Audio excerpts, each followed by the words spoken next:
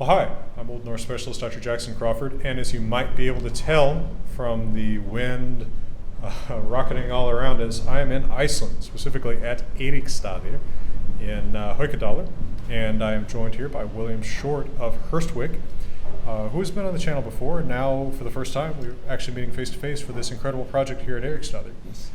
So tell us a little bit about what this project is. So we're very interested in understanding the Viking Age battle tactic of burning down a longhouse. So it was a tactic that was commonly used if you wanted to attack someone in the house.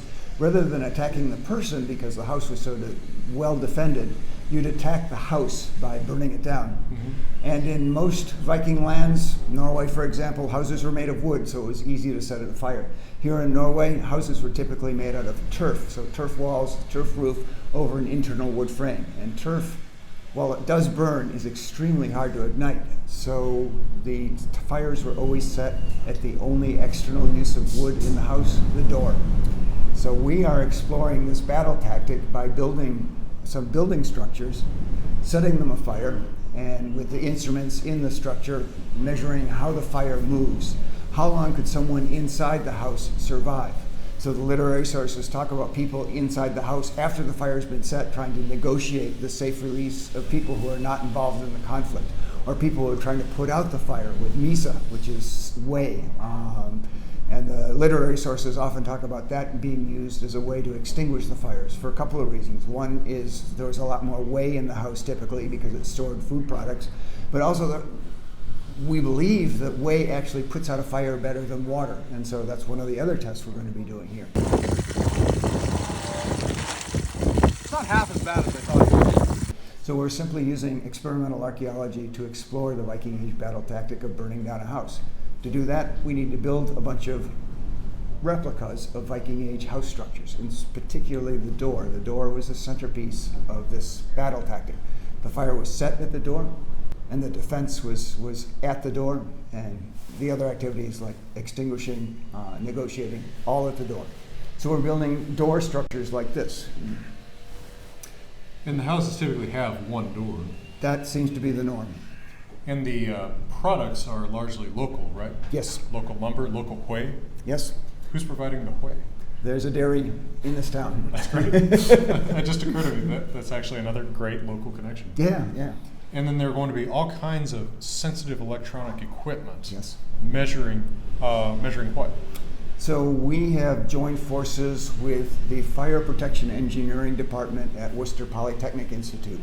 They have a fabulous program and an equally fabulous laboratory, and we've done some of our preliminary test experiments in the United States at their laboratory. The students were so excited about those experiments that they wanted to join us here in Iceland, and they have brought in their carry-on luggage all the sensitive and elaborate equipment needed for making these measurements. So we are going to be measuring temperature at many places throughout the house so we can see how the fire spreads.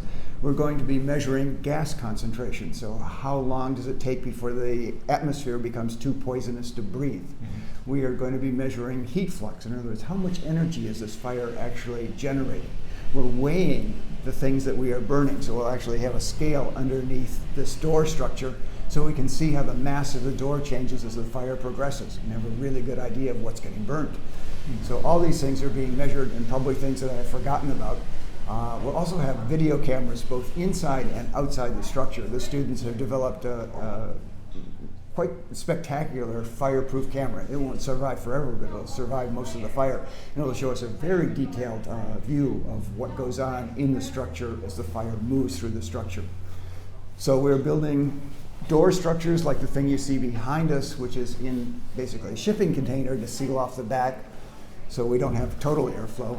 But we're also building a major portion of a house. We're not building a full house, but we're building a major portion of the house so we can see how the fire moves from the outside of the door to the inside of the door to the framework behind the door and then into the framework of the house.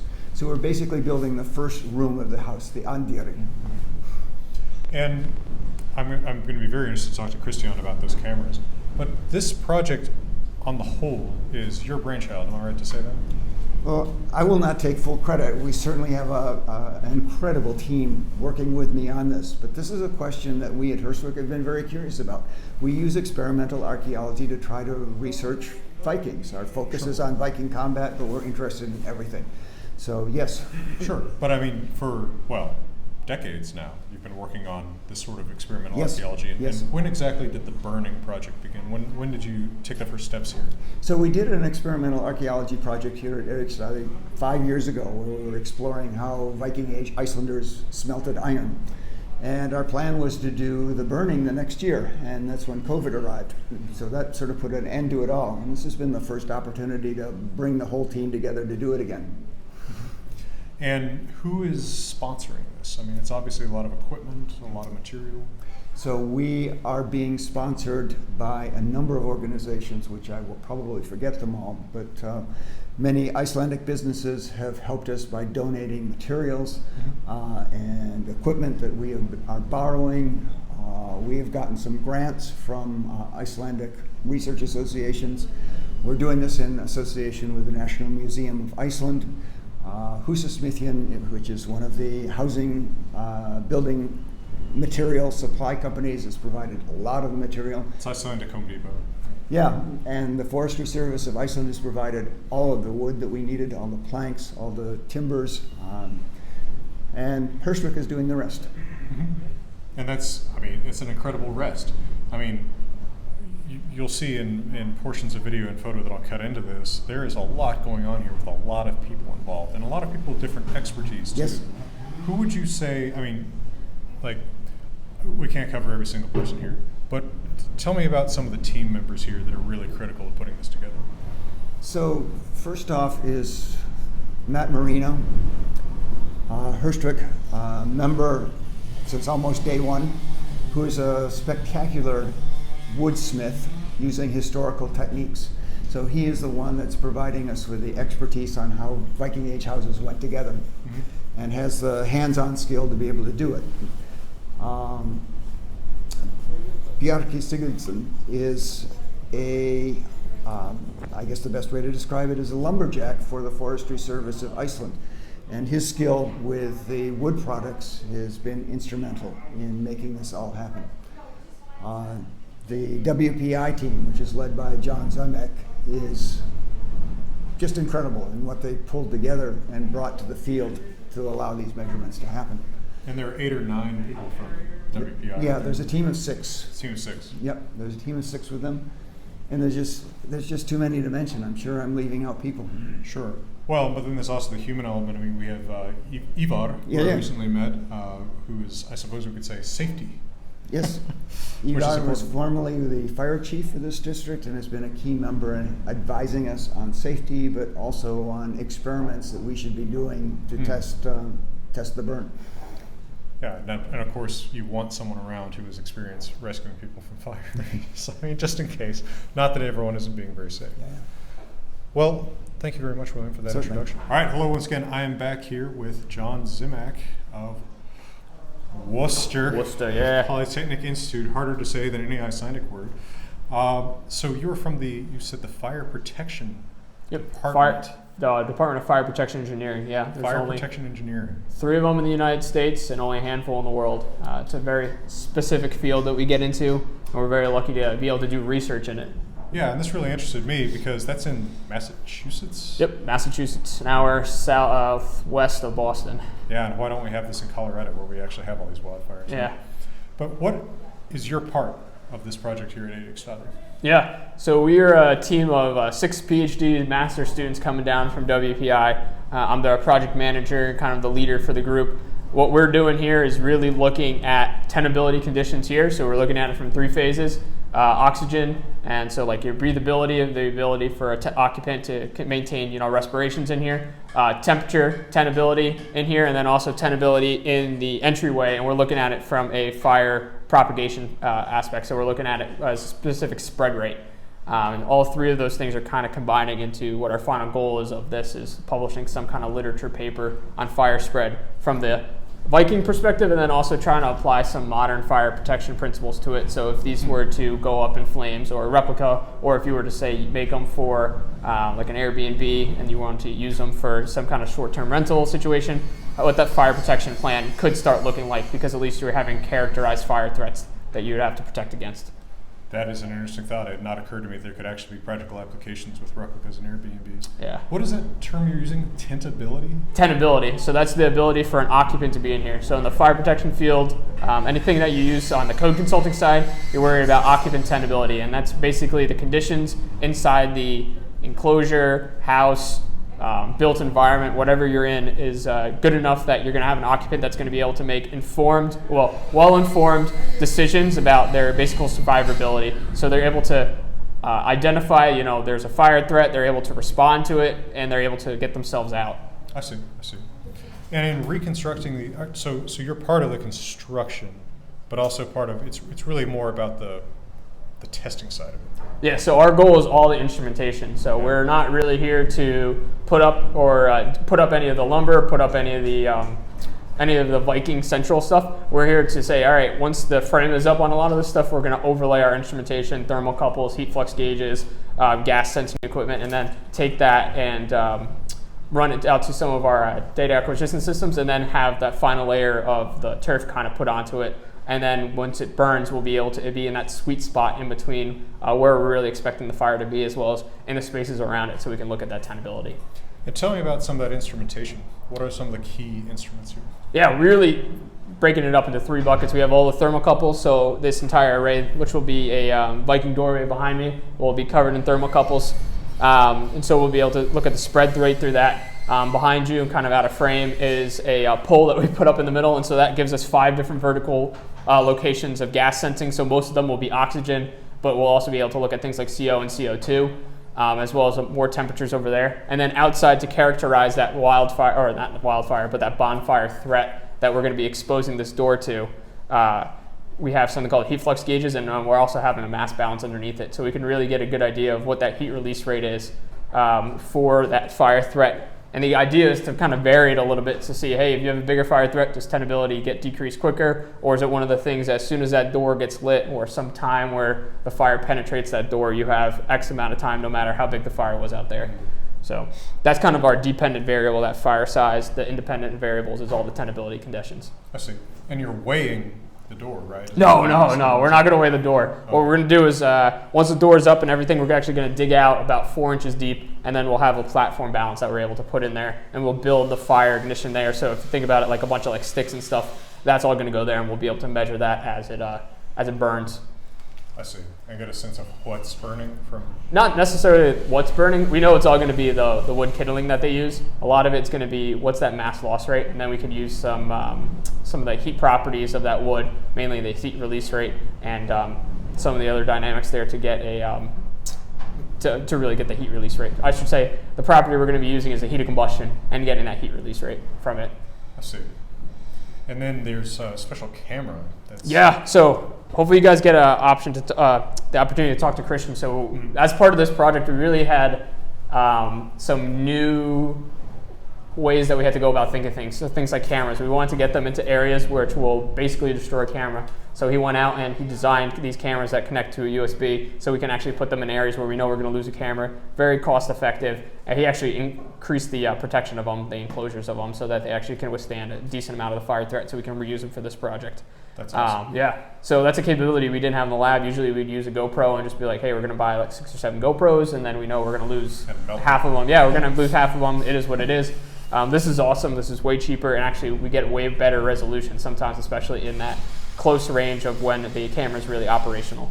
So this project contributes for you papers and also, well, some experience finding solutions like that for difficult problems. Yeah, so the biggest draw for us was this is a really cool and abstract problem. Most of our team is comprised of wildfire scientists. Myself and Raina, we do fires more in the built environment and interacting with the fire service. So it's a good opportunity for us to bring these expertise together. You know, the wildfire side are really great with the thermocouples. Our side is really good with the gas sensing. Christian coming in with his background in some of the programming languages and setting up some of the sensing equipment that we're able to take out of the lab and put into here. And then so that end goal is, we're trying to write a paper, and then we're also trying to kind of increase the like our own personal skill sets and our own personal understanding of like what it means to be a fire protection engineer, because this is right up the alley of what a PhD student or someone with a PhD should be able to do, is to take a problem that's, a fire threat that's happening in a non-contextualized fire dynamics, put it into the fire dynamics framework that we need to look at it, put it into maybe another model of like the way that we're going to break it down and look at it, and then once we identified really what our threats are and what our outcomes are and what we want to protect against, setting up the experiments, and the instrumentation of what we needed to do, and then actually running these tests. So it's a really good exercise of like what like we would be doing actually like in real life, and what some of the big testing labs will be doing for like things like electric vehicles, maybe hazardous gases, lithium ion, stuff like that. That's great. Well, and I mean, I'm thrilled to discover there's such a thing as fire protection engineering, because I didn't know that. So yeah, that is a blessed science. Yeah, that's cool. We're very honored to be here, and we're very happy that we had this opportunity. Not a lot of PhD students get to say that they got a mostly funded trip out to Iceland, and were able to experience both this weather and this terrain. So. Yeah, it's special. Very special right now with the wind throttling us. Yeah. All right, well, thanks so much for your time. Yeah, sure. Now I'm back with my friend Reynir Óskarsson at Eiríksstaðir. And Reynir, you're one of the masterminds behind this project. Tell me a little bit about how it came to be. By sheer luck, really. We were just, it fell into our lap. We jumped on it, took the opportunity. So maybe not a mastermind, more like an insane producer. Let's put it that way. Okay, insane producer, sure. Just I saw a vision and I thought we could follow it. And now it is the test, if we can or not. Yeah. So what are you doing right now? What's your part in this project today? I wish it looked at anything more sexy, but I was just stacking turf. Yeah, I got some footage of that. Yeah, okay. I hope I look good. Yeah, definitely. And so as a producer, what kind of, how much outside wrangling did you have to do to get the financing for a project like this? It's just an expensive thing to do, right? Yeah. This many people here, this much equipment, this much material, and build something like that on this kind of scale, it's expensive. Yeah, it is. What is needed is just believe in the project and tell people what you're doing, because it is super interesting. Similar to what you're doing with your YouTube channel. You are talking about a super interesting subject, and people want to listen. And we're doing a super interesting test, and people want to take part in it. Yeah, sure. And I talked to a lot of people from WPI, and we also have the National Museum of Iceland has contributed to this. Are there people here from the National Museum? Not at this moment. Ármann Guðmundsson is the sort of archaeologist on board. Work in progress right now. This is great, actually. All right, I'm back with another PhD student from Worcester Polytechnic Institute. I'm sure I'm still not saying that to a Massachusetts satisfaction, but this is Raina Harder. And what can you tell us about what you're doing here at Eiríksstaðir? I'm in charge of setting up the gas sensing system, and also measuring the wind that's going on, like the ambient wind outside, so we know what the ambient wind outside when we're actually testing is. And we're going to be measuring some different like gas species as they fill up in the container at a few different heights, but the two most important are at like the height of the average person standing, and then one is going to be lower on the ground if a person was like crawling on the ground, like that height. And we're going to be measuring like O2 and at a bunch of different heights, and then we'll be measuring CO, CO2, and total hydrocarbons at like at the head height. And what kind of instruments are being used to measure these things? To measure these things, we have electrochemical oxygen sensors, and then we have a laser-based sensor that will detect the levels of the other species. Huh. And so, are you looking at? I don't know much about the science side of this. Yeah. Is it that it's about tenability. Okay, sure. Yeah.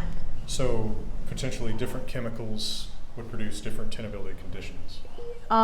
Yeah. So there's a correlation in like the SFPE handbook that talks about like how tenable a room is based on the concentration of CO, CO2, other other species lack of oxygen. So there's like a list of asphyxiants, and you can add them all in, and the effective irritants.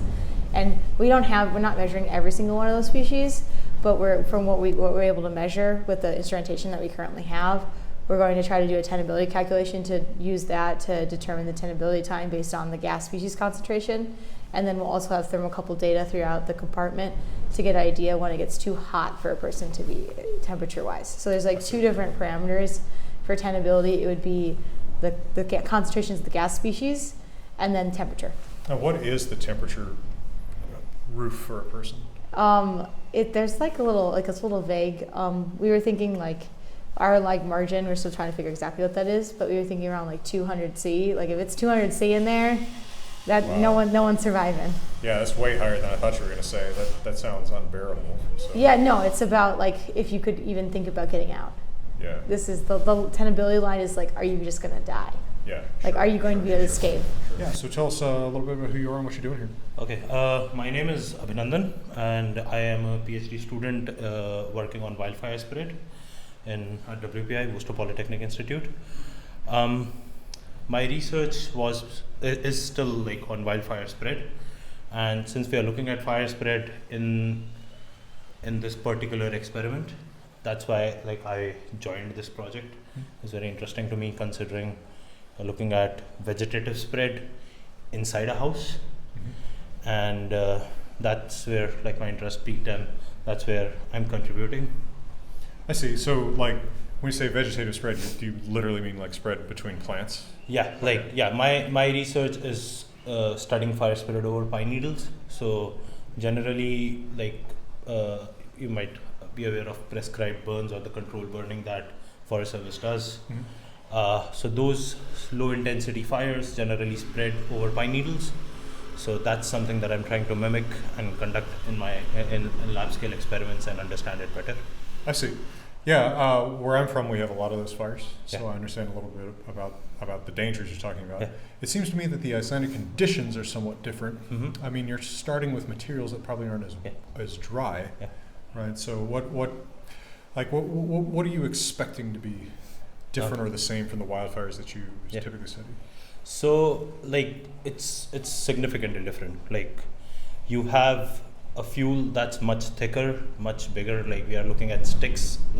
I'm not expecting the fire to spread that fast along the turf, because we are not igniting the roof. We are not trying to if I have grass on the top of the roof, we are not trying to look at that. We are trying to look at the inside of the roof, which is all branches and bigger logs, and the fire spread behavior changes. But since we have a bonfire that's fueling the fire all the time, the fire inside, so that's accelerating at some level. And also the configuration of the fire that we have, the roof itself, that creates kind of a tunneling effect, or basically channels the fire along. That's why we observe a faster spread even though our fuel is not flashing fuel, and even if it's wetter. I see, because the fire, quote unquote, breathes. Yeah. Yeah. Okay. Yeah, and it's sticking to the roof, and because it's buoyant, it's gonna attach itself and it's gonna try to spread along the channel. So I have myself worked on small, it was a large scale experiment in a canyon that happened in California, and there has been a lot of studies on canyon fires. Its configuration, it's similar to a roof but upside down. So you observe that the channeling effect there as well. I see. I live in a canyon, so I worry about that sort of thing. Yeah. You just set off alarm bells for me. Yeah. Okay.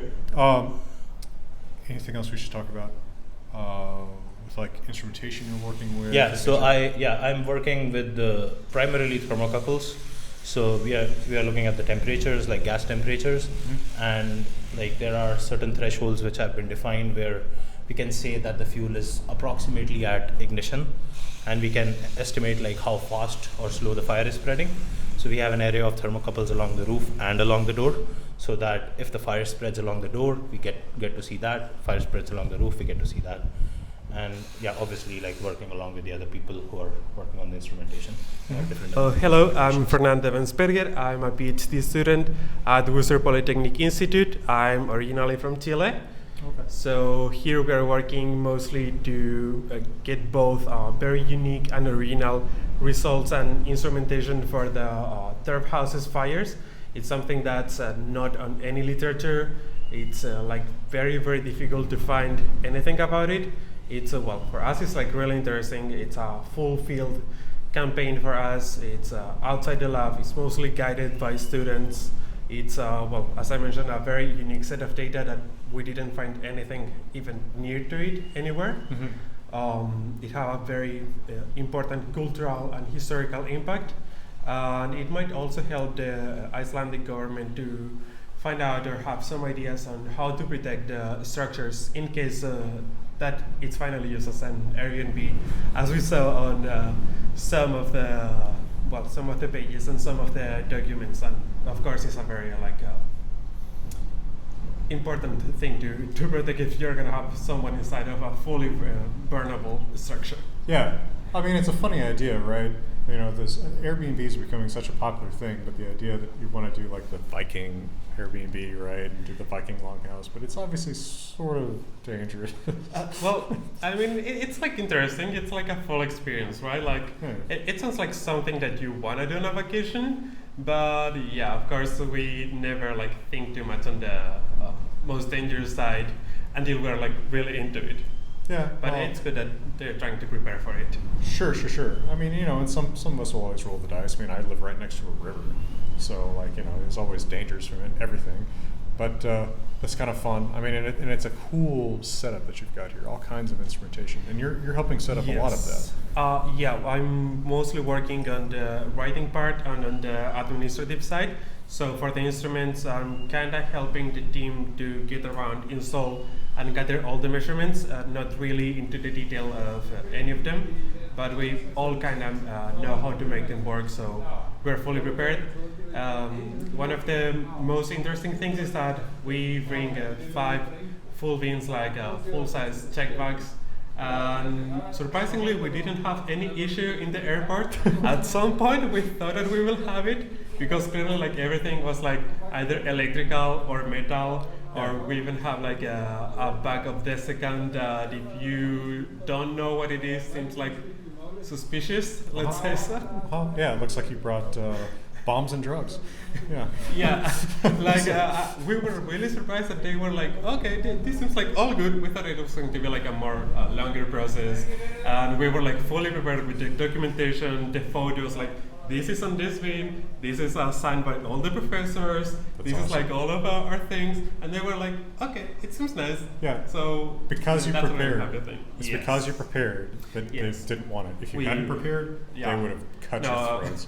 For sure, we prepared it like pretty well, and we were like, okay, if this doesn't work, we bring like backup of basically all the instrumentation, because one thing that we have figured out through the years is that if something can go wrong, it will go wrong. So So now you're another one of the PhD students from Worcester Polytechnic Institute here. Yeah. I still struggle to say Worcester for some reason.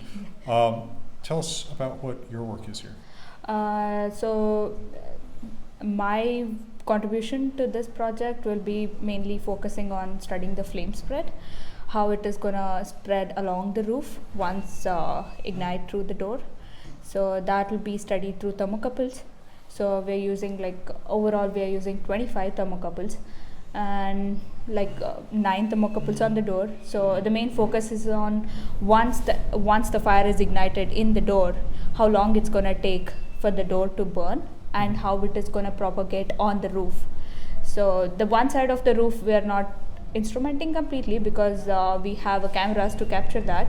So using a camera we get a better view, and we can use that to study the flame spread. Other side of the roof we are completely instrumenting through thermocouples, so we can study at what time the flame spread and what time it reaches. So using the thermocouple data we can study along what time flame spread along the roof and at what distances, all those things, data basically here. And the roof, as I understand it, is turf on the outside, but Yes. it's a wooden frame. Yes, so we are attaching the thermocouples inside. So we all know that turf is very hard to burn. It's like insulation material. I don't think so it is going to burn too much, but it can dehydrate because of such a high flame. So, and it's also using these thermocouple data, we can also relate how long a person inside can sustain. When the temperature goes like above 400, I don't think so anybody can sustain, right? So it is very high temperature. And so it's true that the turf is not gonna burn, but it can create enough smoke because it's very moist. And that's also not really good for the people inside. Sure.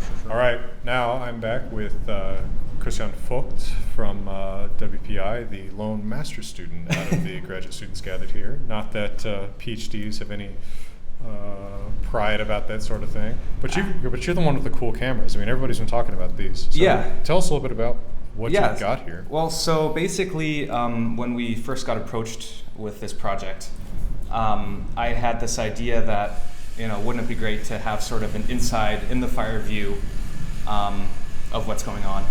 And because, we've got super expensive cameras that we can film all the outside angles, but I really wanted to know, what's actually going on inside. Yeah. And so the first iteration that we used for the lab test actually was just bare bones, super cheap. These cameras are actually like $35 a pop and do full HD and whatnot.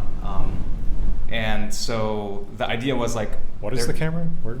I don't have the model number, but it's basically sort of like if you buy a webcam, it's that, but just the bare board with Just no the camera. enclosure. Yeah.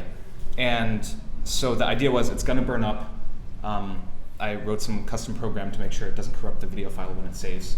And we used them during the test. It worked really well. They did end up burning up, but we got some awesome footage from it. And so for this test, just because we're doing a couple more tests and the scale's a little bigger, I figured, well, maybe we could extend the time we could get some footage with. And so I actually, quote unquote, armored them a little bit with basically a little bit of sheet metal, a piece of, this is basically borosilicate glass, so Pyrex, to have it a little more heat resistant, and then covered it in reflective tape to resist the heat radiation. That's really cool. And how long do you expect it to last? So the bare bones cameras, they lasted for 2 minutes of direct flame contact, at which point basically the solder started melting. My hope is that maybe we can extend it to 5 minutes. The big difference though is that the radiative heat actually started melting the lens of the camera, so it started getting really cloudy. And my hope is that the glass on top of it is going to prevent that from happening. So even if it does burn up in a similar time, we'll actually have a lot more usable footage. I see. And you said you had a programming trick to make sure the file itself doesn't become corrupted. Yeah. Basically, it's capturing every image individually and saving it immediately. Excellent. So even if it's unplugged, if something happens, it burns up, the previous footage is saved. And what are you looking for in these images? What's the data that you're looking for? Yeah. So there's a couple things. One, kind of the primary thing we're looking for is to see what is actually the method that the fire managed to get into the structure. That's how we found out in the lab test that it was primarily going through the flue spaces. When we really thought that the door was going to be the weak link, the door actually did great. And it was all the kind of the spaces in between the twigs that the hot gases managed to travel through and then ignite the inside with. Sure. And so that's one of the things we're looking for. And then the other elements are going to be how's the smoke layer descending. So, because smoke is the most dangerous part of the fire for people. So, is it quick? Is it slow? How is the flow moving through the container or later the house with the vents? So those are all things that the cameras kind of help us put together the data that our other sensors get. So that kind of helps us visualize things, how it's actually behaving. Okay. So we'll have a live readout from inside the building. Yeah, essentially. That's going to be cool to see. And you mentioned also that you have a background in firefighting. Yeah. So I originally grew up in Germany. And came to the US for my undergrad and now graduate school. And so I started in the volunteer fire department in Germany, was there a member for 3 years. and then during my undergrad went to St. Mike's, which has a student-run fire department, and was a firefighter for 3 years and a lieutenant for 1 year. And yeah, it was great. I mean, you really learn a lot. And are there skills that transfer to this sort of work? Absolutely. I mean, you know, a lot from the very like practical side. I mean, you know, dealing with fire, also kind of having an intuitive understanding of like, you know, how is this likely to behave? You know, what can we expect? What's maybe unrealistic? But also a lot of organizational stuff. I mean, working in a team, you know, practical skills. I mean, that all kind of comes together. So Sure. It really, in that respect, I mean, there's so much that really I've learned there that I'm still using today. And also sometimes it's, you know, it's easy to kind of abstract away sort of the messy part of a fire and think about like, oh, you know, an ideal situation. Sure. And then the firefighter comes and is like, it's not going to happen like that though. Sure. It's going to be messy. Things are going to break. It's right. You have an intuitive sense that this is something that's actually fairly chaotic. And yeah, in spite of absolutely. the orderly calculations or whatever. It's Absolutely. Kind of messy on the inside. It's a nice way to kind of sanity check. Is what you're doing, does that make sense? Yeah, that makes perfect sense. Yeah. Cool. Anything else you want to add? I mean, I think we're all super excited to work on this. I'd never thought that, you know, as part of my graduate studies, I'd be flown out to Iceland to burn along to help set something up. But this is great. So we're all super thankful to everyone, especially the Hurstwic team that brought us out here, and I mean everyone that is housing and feeding us. It's so wonderful, and we're so grateful for that. Yeah. Likewise. Well, the expedience of necessity. This is the third day of the burning here at Eiríksstaðir, and all of our interior spaces are either under construction, like the main longhouse that you can see right there, or they're actively being used to burn things, or have recently been. So we are in Rainier's car. I'm joined by Matt Card. Yep. And what is your particular role here? What are you looking to get out of this? So I've been a member of Hurstwic for about 11 or 12 years. So I've been part of each one of our projects that we've done in Iceland. And what we're trying to do here is get some scientific data to see how these structures are burned. So there are varying descriptions in the sagas on varying topics, and in Hurstwic we often look at the sagas and we try to prove them false, and when we can't, then maybe there's something to that. Mm-hmm. And what for example is a falsifiable proposition in a saga burning scene? So the saga description that we're basing our research on is that the fire is built up against the door, and it transfers through the door and into the timbers of the building until it collapses. Right. Yeah. And you can see, it's actually great that we have this here sort of. There's a wooden frame that was constructed beforehand, and then over several days we've been piling turf from a local farm up there. So the turf itself, we're not really expecting to burn very much. No, so the turf won't really burn very much, but all the sticks that hold the turf onto the rafters will catch on fire very quickly, and then the rafters will catch on fire, and if we let it burn long enough, then theoretically it will collapse within it into itself. And that's what we saw, we think, suggested by this most recent burn, where we had a bunch of sticks up in the rafters, and those caught fire pretty wild. Yeah. So we've done 3 burns at this point, and we've changed variables slightly with each burn. And on this recent burn, significantly more sticks to hold up the turf on top of the rafters, and that added a lot of fuel to really ignite it. And we are going to do, how many more of these? Because so far what we've been doing are these just burning doors, right? Yes. So we'll be doing another burn today, and hopefully another door burn tomorrow before the finale, which is burning the turf house right behind me. I thought it looked like the turf sort of caught on fire today. Yeah, so the turf can smolder, but it doesn't like an open flame because it's too damp. So peat that is dried can be used for a fire source, but it has to be very thoroughly dried, and then it burns very well. Makes sense. And this is not thoroughly dried. Yep. Although the fire might dry it out some. Yeah. So turf construction is typically done when it's a bit dry. Yeah, they were saying probably August or September. Yeah. Rather than early July as it is now. Yeah. So this turf, we're having to cut as we go for some of it, but a lot of it was previously cut and has been drying for some time. Although most of what I handled was pretty freaking wet. So, anything else you want to add? Something you want to talk about in terms of your academic goals with this or personal goals with this? So I like what we do in Hurstwic, where we scientifically test things, and generally I like building things. Yeah. So. Yeah, I think the experimental archaeology as a goal of Hurstwic is just incredibly innovative, and in some ways it's bizarre that it's so incredibly innovative, right? Like, why not test these things by doing them?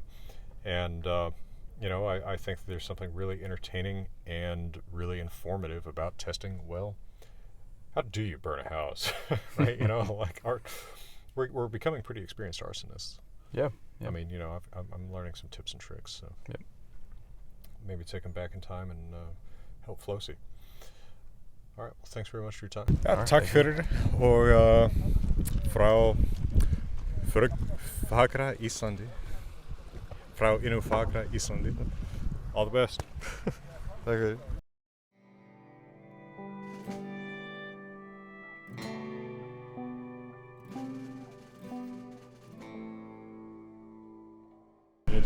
Deletes anything, so if you don't like what you said, just I usually don't like myself, so I trust you.